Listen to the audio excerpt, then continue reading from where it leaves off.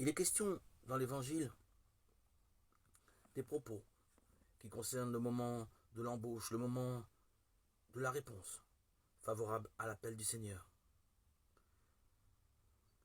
La parabole ne parle plus d'ouvriers mais de fils, c'est-à-dire, dans le langage biblique, des enfants d'Israël. Le père dit « Mon enfant va travailler aujourd'hui à la vigne ». Plus qu'un ordre, c'est une invitation à participer au royaume. Pour le fils, ce ne peut être qu'une corvée, mais un honneur et une responsabilité.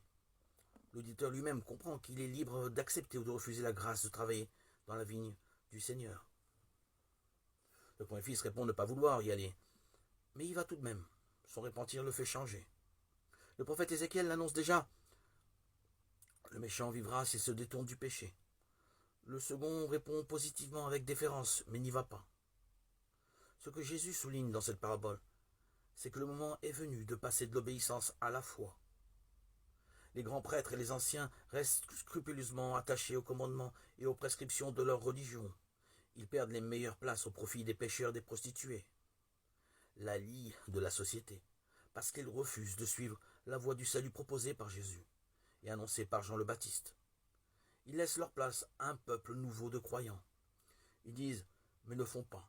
Or Jésus nous a avertis dans le sermon sur la montagne, ce n'est pas en me disant Seigneur, Seigneur, qu'on entrera dans le royaume des cieux, mais c'est en faisant la volonté de mon Père qui est aux cieux. Matthieu 7, 21.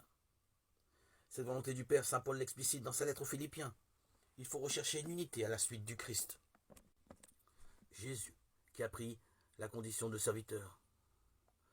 Le mystère de l'abaissement du Verbe dans notre chair, dans notre histoire, obéissant à l'amour jusqu'à la mort de la croix, lave toutes nos désobéissances et ouvre au salut. Croire en la parole, se repentir et agir en frère, telle est la voie du royaume de Dieu, qui est l'œuvre et à l'œuvre dès aujourd'hui.